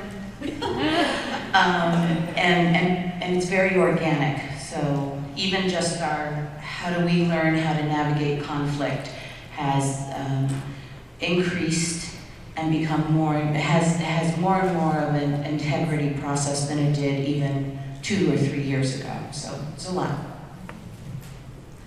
In Habitat for Humanity, we build homes, and I only have one person who's a construction coordinator. I don't actually have construction staff, but I run a construction company. So that tells you how many volunteers are engaged in the work that we do.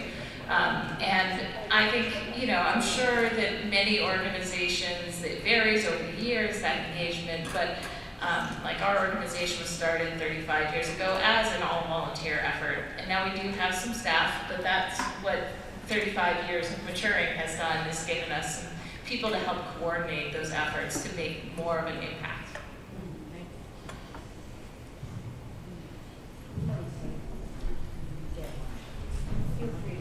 And people should eat lunch, Kristen says. So eat lunch, talk and eat. It goes together. Nobody move while I ask this question. Okay, move.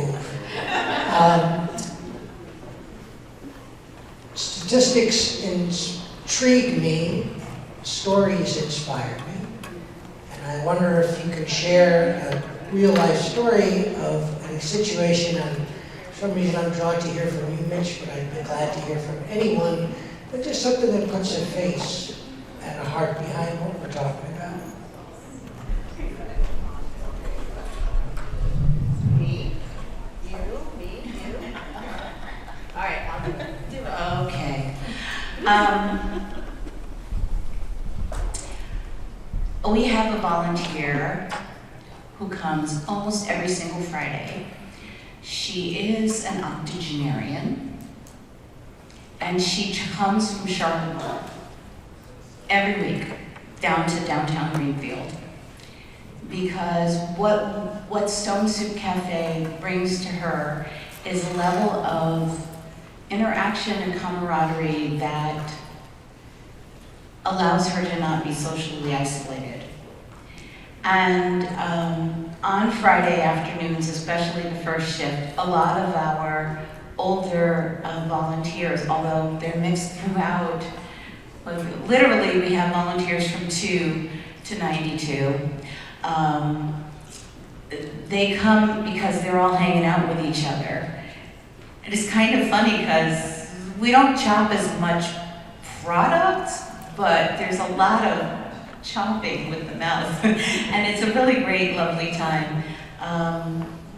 Sometimes it feels like you're entering Cheers, and you know, that old, you know, you walked in the bar and everybody's like, Norm!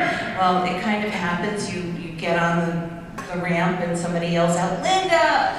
You know? So there's that. And then from an impact perspective, for the first couple of years of COVID, I rarely saw my guests. They were all out at curbside doing pickup.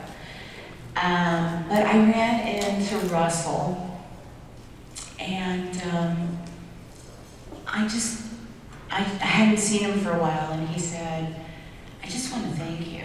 And I said, what? What for, bud? I'm so glad to see you. Are you okay? Yeah, I've got a place. I have a place now. I'm good. I'm sober. But I just want to thank you because you saved my life. And I didn't cry in front of him, but I still cry when I tell this story because he came into the cafe long before COVID started, and he was quite inebriated, and he was falling asleep in his chair, and it was before we even opened our line, and I said, hey, you okay? I have a couch in the back room. How about you go lie down? I'll make sure nobody disturbs you. You'll be safe. And he told me that story. I had forgotten. I had forgotten that because I just always did that. Somebody was losing their mind, I went over and I hugged them. And they would stop screaming and yelling, and I would take them into the back room and talk to them. And so you never know how you impact somebody. What small gesture, what bit of food, what friendly smile, what words of encouragement, or a safe place to take a nap.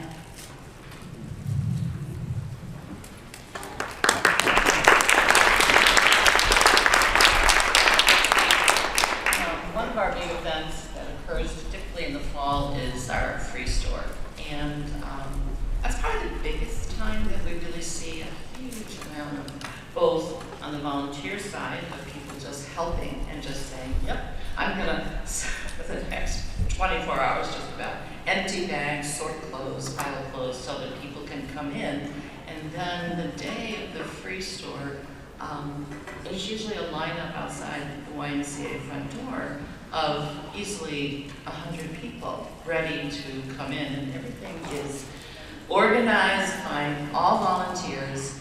And on the day that the folks come in to get clothing, it's like a store, and people are just happy to say, what are you looking for?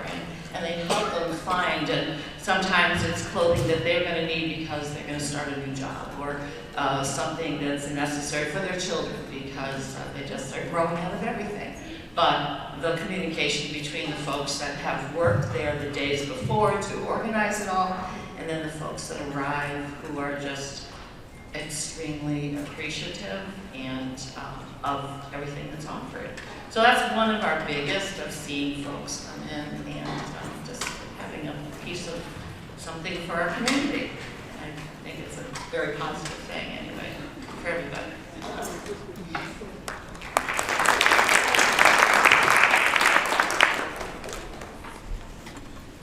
I just wanted to throw a little story out there too, because I feel like the business association people often wonder like where we meet volunteers. And one of the things that I love about it is it's usually a very layered effort. So for folks that live in Greenfield, drive through Greenfield a lot, you probably see the stars on the lamppost around holiday time that have business names on them, and they are a much beloved, very laborious project. We love them so much. And so for the first time this past winter, I was like, we have got to get some new volunteers, some fresh blood in here. My poor board members putting these stars up every winter, freezing their fingers off. I was like, I gotta make a new connection. And I made a wonderful connection with a gentleman named Mike Audette for my Hope and Olive fans. in the room. Carol, if you haven't been there yet, go eat there, my gosh. So Mike is very active with his own children in the Cub Scouts. Now, Cub Scouts are a bit young for hands-on labor, but they were volunteers and they were super psyched about it. So they came out, they helped hang stars, and all through the day we had these conversations with these young folks in the Cub Scouts who, I don't know, I can't even remember how old they are. Maybe they're in like the 8 and 9 range. Why do businesses buy the stars? Why do they care? Why are we putting them up? They look cool, but you know, what's the point? And so we can have all these conversations about how businesses help, and we're planting seeds with these young people about how volunteering can be fun, volunteering can be hard work.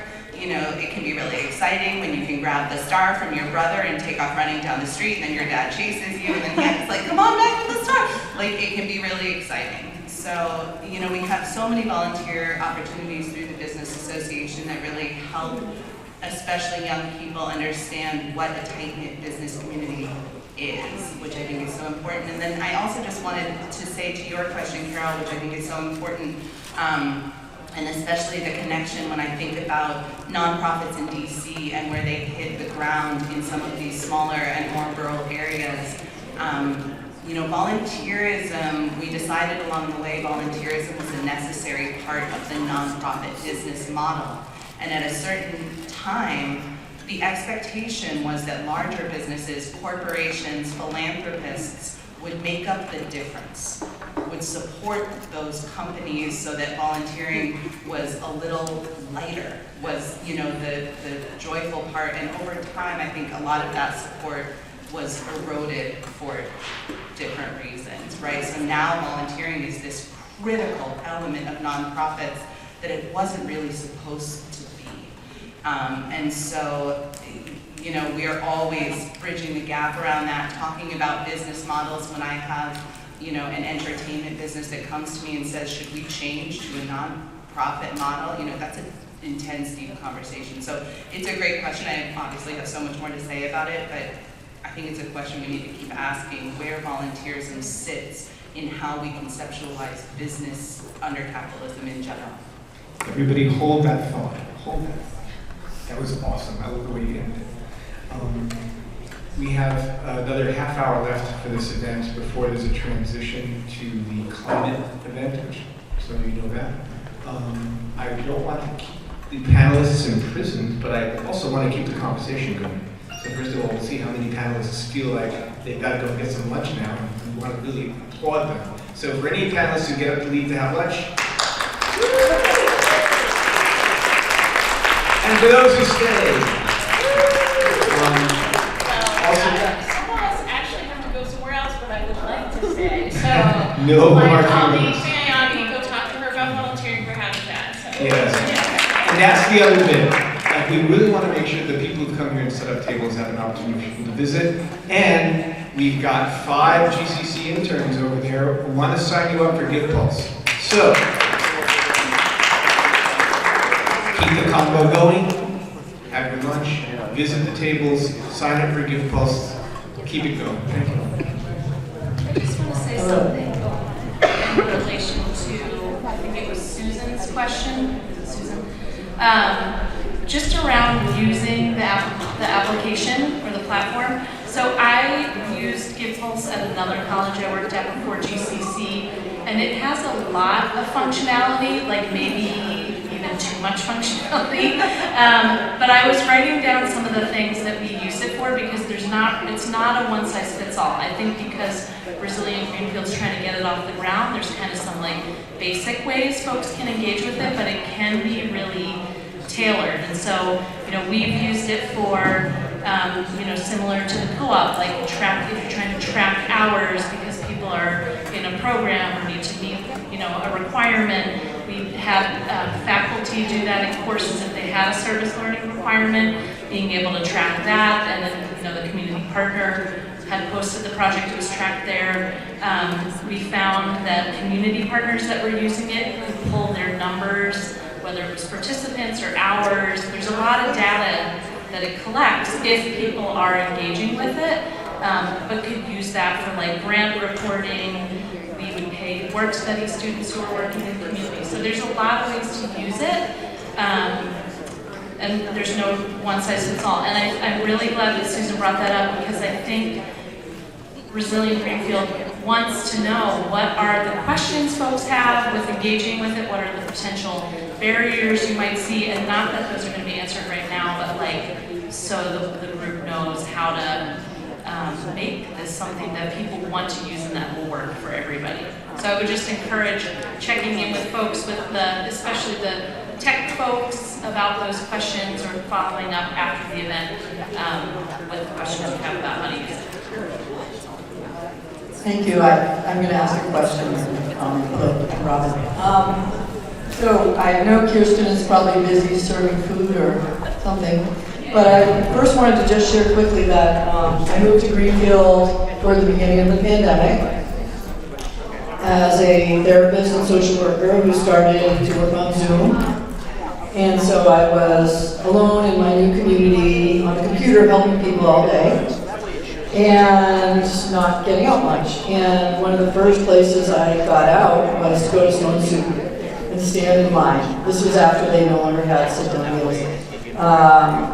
And it was like really transformative, and I felt welcomed, and I felt, are you sure it's okay for me as a person who's employed and has a home to be here to get this meal? And so it was really, really a wonderful community bridging, community building thing. And what my question is about, because I think for people who are inclined to help and be of service, like myself, many of us have jobs where we're already doing that. So I know for me, the reason I would go out and do it is because it would help me feel connected to other people. I would want to do the thing that I'm helping with, but mainly it's what Kirsten was describing about the kind of community where people get to know each other. And I'm just wondering if people can speak to ways that you might cultivate that, or how you, in volunteer projects, try to help bring people together so that it feels like they want to come back because they're making friends and it's a community.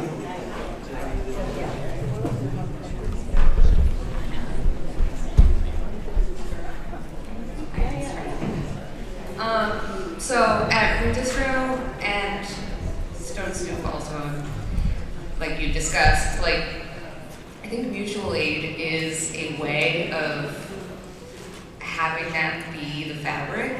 Basically, you go to Stone Soup or Redistro, let's say, you're volunteering, you're connecting with people, but you're also getting a meal. You're sitting down, you're talking with people, you're learning new things, making new connections, and learning about new stuff in the area. And I was actually thinking of a story from the earlier question that maybe is kind of connected, but we had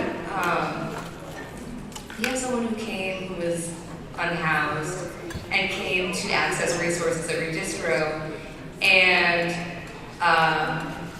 because it was just a space where there was lights and electricity, whatever, he ended up just coming and playing his guitar and slowly started. Now he's like plays guitar during open hours. He's come to pop-up events and done it too, and just like creating a space where people can sit, listen, sing along, and like request songs. And I think it's just nice to, for me, at least in our work, and I think in a lot of these different works, it's like creating a space that supports other people and that people. Basically, when you support also your volunteer, like people who come to let's say drop off clothes, but then they say, oh my god, this blender, I made a blender, they're supported by it, they're talking with people, and just kind of ensuring that basically it's beneficial for everyone. You don't want to just come and give. Even though I think a lot of people in this room are oriented towards wanting to contribute, I personally, the projects that I've been involved in that I've stayed in for years are ones that every time I go, I feel like I'm receiving, I certainly receive what I put in back. Yeah, that's it, exactly. Mutual aid isn't about charity, it's about community. And it's about giving and taking what you need. Which is why we actually ask our volunteers to stay and have a meal. Because you worked hard to make this food, and you should eat this food too. And if you can pay for that food, and help us keep feeding somebody else, that's great. And if you can't, that's fine too. And it's all about just really accessing what you can share, but also what you can receive. I love that you said that. I was just going to quickly say, I was remiss in not letting people know that if you're a member owner of the co-op, you can find out more about the Working Member Program right over at our table. We have sign-up forms of all kinds, also for our Food for All program, which provides a 10% discount to anyone getting SNAP, WIC, or SSI. You don't have to be a member owner. And if you know people that you think might be interested, I encourage you to also take some material and pass it on. We would love that. Thank you. Just lastly, wanted to say to Robin's question, because you touched on a couple of things which, is folks who are just moving here, and I know from the Business Association's perspective, we're a membership organization, for better or for worse, we can talk about that all day. But one of the sort of subsets of our community that I am really interested in engaging with are remote workers. We have a lot more than people think. Folks who have moved here recently or are in the process of moving here, and they don't really know the community. They often, like you, end up in a volunteer position as sort of a first foray into the community, which is fantastic. And so one thing that we are trying to think about at the Business Association is how we engage remote workers, kind of where they sit in our outreach efforts, because they're not necessarily a business, but they're part of the business community. I had a great conversation recently with Anna Bognolo, who's the head of the library, about how many remote workers come there to work, and so she too feels like sort of a billboard for like, you could go here, and you could go here, and get involved. So to your question, I think thinking about, one of the things that I love about this platform is it gives me a very easy baton to extend to someone and say, here's a great first way for you to get embedded in the community. You can see all the opportunities, you can see who's going where, you can read testimonials, and I know for myself, it's very hard for me to take the first step into something, so volunteering can be really scary. And so the first time I went to Stone Soup, I think I kind of like stood in a corner, which I'm sure you can all infer is very odd for me. But like immediately, everyone in the room made me so comfortable. And that's true with the co-op, that's true with the Y, that's true at Habitat. People are so willing. So the GBA wants to be that outreach that then gets people to the volunteer opportunity, that then gets that beautiful outreach from the volunteers that are so embedded there. So great question. Thank you for that. Thank you, everybody. Thank you, panelists. We do want to part the kimono, as they say, and look at the actual app and how you use it. So thank you very much for sticking up there and keeping it on the road. Okay, reiterating that we do need to get enough volunteers to make this work, and we also need our organizations to get the events up to make this work. And the deadline to get all that happening is May 1st. That's when we hope that there's enough for everything to work together. And part of that is getting to know this app, which, as Sarah mentioned, for all the wonderfulness about this app, because it does things no other app can do, that Volunteer Matters can do, it is not intuitive. It's like a dating app when you use it on a mobile phone, because you go and swipe right on the things you want to go and do. But what you're looking at right now is the web app. And to use GivePulse effectively, you need to use both the desktop version on the web and the mobile app version. So let's say that you were on the web, it looks like this, and you click on events. Then you get to see a lot of events. And they're going to be sorted by date. And you pick which one you want, then you click on it. There are going to be a lot more than 6 on May 1st. But as you see, there's filters up here, so you can say, well, I'm looking for something in 2 weeks, or I'm looking for something having to do with food insecurity. That's what those filters are up there. I know a lot of people sometimes miss these little filter things, but that's really going to be helpful when you are trying to find events, and there's a whole lot of them. The other nice thing is if you click on people, that's another tab next to events and sponsors, you'll see all the people who are available, who are connected to whichever organization you're in. So here are all the profiles of the people at the time of which I took a picture of Stone Soup. What's really important, most important, is that you put in a profile picture, or as in Sarah's case, an avatar. Because if you just see a whole lot of gray circles, it doesn't feel like community. It doesn't help you remember faces when you don't remember names. The sad thing is that you can't add a photo right now using the mobile app. You can see that it's designed to do it. It says edit, add photo, and yet the photos just don't make their way up. So you have to go to your web to finish that step of completing your profile. And I really wish that that were not the case. I wish I could tell you something else. But if you come away with nothing else in this training, it's go to the web to finish your profile. So here's an organization that imported a whole bunch of users, didn't give them the opportunity to go and sign up on their own, and nothing says we don't have community like a whole chart full of gray circles. This is what a fully realized profile looks like. By fully realized, I mean not only does it have a picture, not only has a name and what I do if I do something, but it also has about me, which is helpful to people who haven't listened to me talk for 2 hours. What skills I'm bringing, and I'm not listing every skill, all right? If there's something I hate to do, even though I'm good at it, I'm not going to list it here, right? The chart of all the skills you can pick is insanely huge.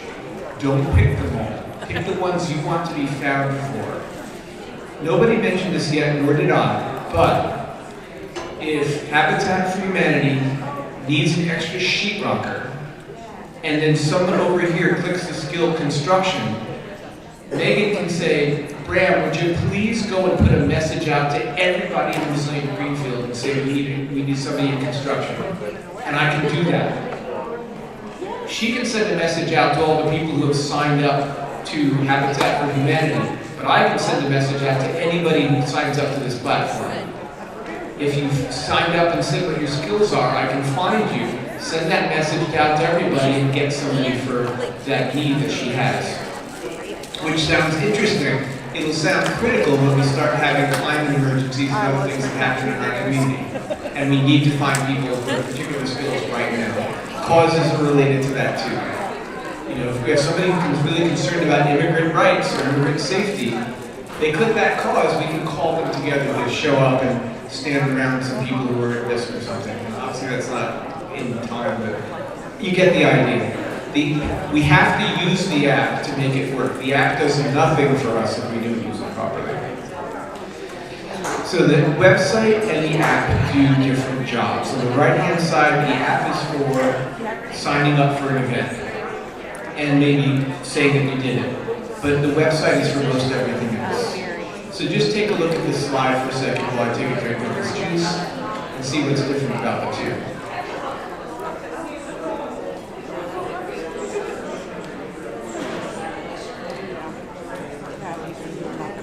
Okay. How do you join Resilient Greenfield on Gift Pulse? I hope everybody in this room has already done it, because of our helpers in the back will be helpful with it. First, you install the app. Okay, we all know how to install apps. Then I recommend that you use Google, not because I love Google, but because I have to remember the password, and also it'll import your profile picture from Google, they say.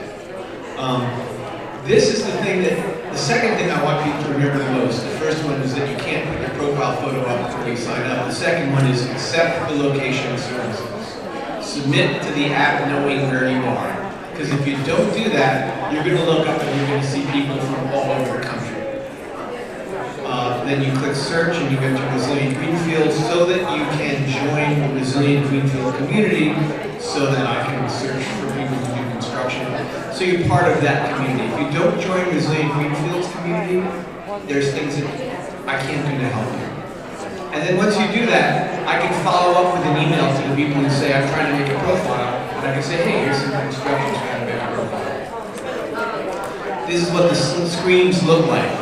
So you open up the app, you say continue with Google, or maybe not if you don't know Google, sign in with Gift Pulse, and then you say, yes, I want to sign in, and then you say, yes, I want to allow you to know my location when I'm using the app.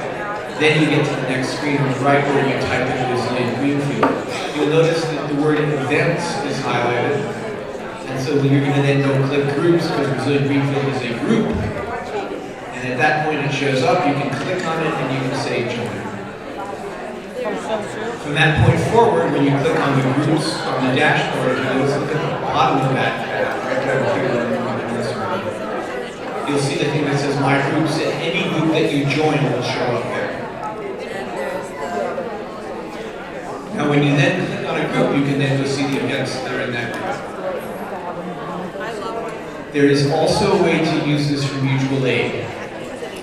So if somebody in Redistro has an idea that they want to go and do a distribution of tents because all the tents got washed away by a flood, but we have an organization that does collect and put tents around, they can start that up. So that's what member-to-member is for. It's a sort of mutual aid, person-to-person networking.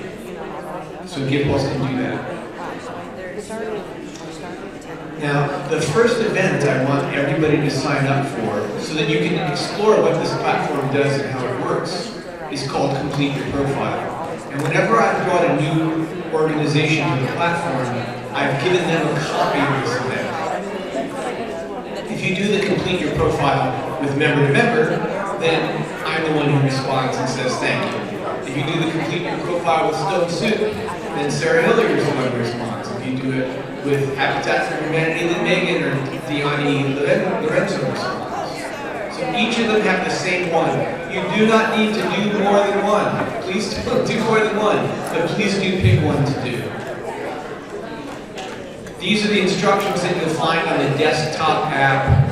It's harder to read than if you try to do this mobile, but you can do a lot of it with mobile. And we're saying we want those four things: the photo, the bio, the causes, and the skills. So you go into your GivePulse, you go into My Groups, you click on whichever group you signed up for. Probably Resilient Greenfield. Once you're in that group, you'll see this. This is another counterintuitive thing. I'm sorry that GivePulse makes it so hard. But once you're in your group, you want to click on See More Events. And then you see all of the events that are available. And then you can filter those events by saying create your profile out here. Otherwise you're going to be scrolling a lot. Another thing to know about this app is that they don't have enough servers behind it, and so it's slow. It doesn't load everything at once. It's not broken if you don't see it load everything at once, it just takes its own time. So if you click create your profile, the filter will go down just to create your profile event, so you'll get through faster. And then you find the one that you want to do, if you want to do it with Stone Soup, and then you click register. And that is the best I think you can do in this room, is to register for a Complete Your Profile app. You can start it also. You can go to this tab down here that says Profile. You can see what you've got so far. Thank you, Lisa, for letting me use Android app so we can get those screenshots. But even though it says edit over here and you click edit and it looks like you can upload your profile, right now you can't. But you can change your name if you have to, and you can put that About Us message in there. But please don't get frustrated or angry with me if you can't upload the photo from the mobile app, because I told you.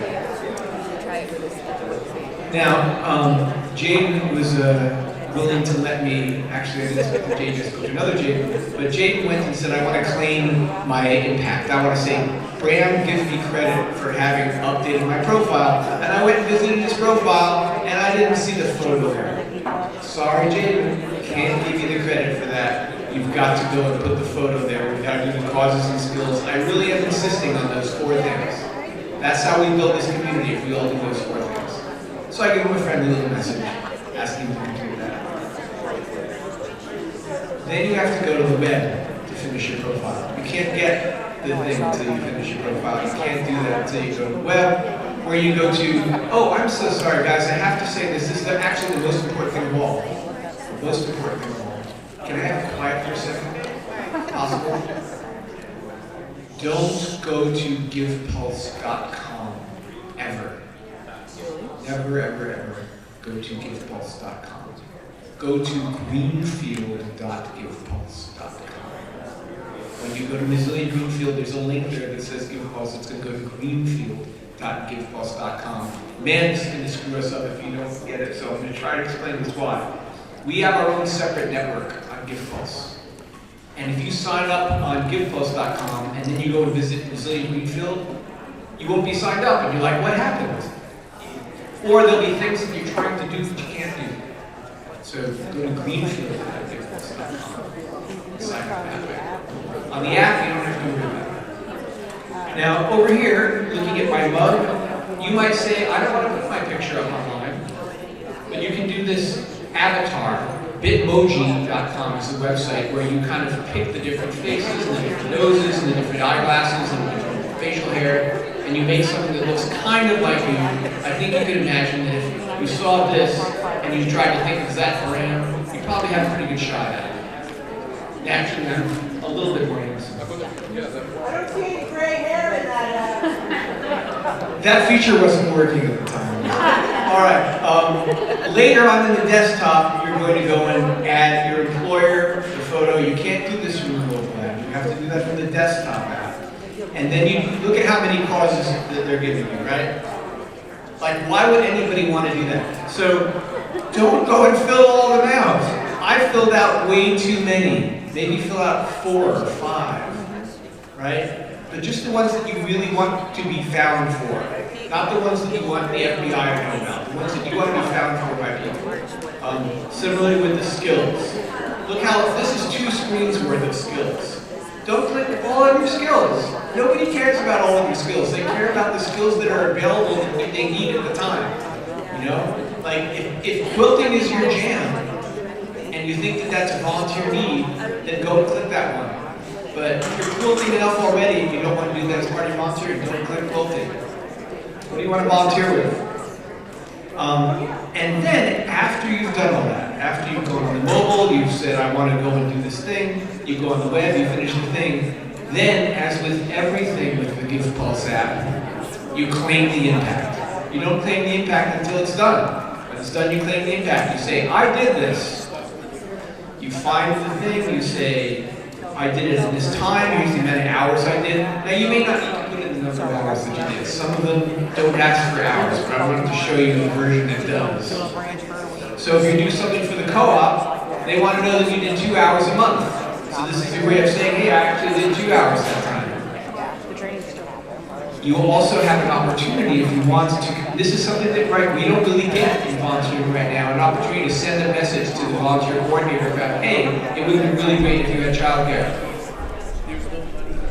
Now that second one to the right is the one that's really important for people who are members of the Franklin County Co-op, who have a working member program, or for people who are employees, or for people who are members of the Y, that you can share your impact both with your place where you volunteer and with the group that you want credit for that volunteering with.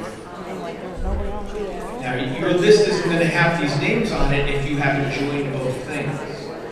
So you joined Stone Soup because you want to volunteer there, but you've joined the community co-op because you want member hours credit, and then you see that on the list, you click that and you share the impact with both places, and then when Caitlin or Peg look at the spreadsheet, they'll see your hours then. They don't have to go and look through all of the note cards. I know that just saying this right now isn't going to be enough. I know it's going to take a while before we look at this. I accept that. We have a lot of folks in Resilient Greenfield who are going to be providing tech support over time. But this is a really critical step for getting credit to do this. George, this isn't the climate thing yet, so there's no reason, don't look confused. It's nothing to do with what we're going to be talking about. All right, you weren't looking confused, so I was reading that in. So you add the impact, you say okay, and as soon as you click okay, there's an email that goes to the person from the organization. You go, hey, they added the impact, and we want to give them an okay on that. And then they can follow up and they can give you that. Last thing, and let's see what time it is. 25. Okay, I'm leaving you with this last message. Remember where we began. None of this works if we don't have enough volunteers. please invite 1 or 2 friends to the platform. And if you're on the web, you can do that with this little hidden button on the right. So look up and see where that little red thing is. That's where you have an automatic add people thing where you can put in the email address that you know and go and invite them to the platform. And if you can do that with 2 people, maybe even 3, by May 1st, maybe we can make this thing work. Thank you very much for coming.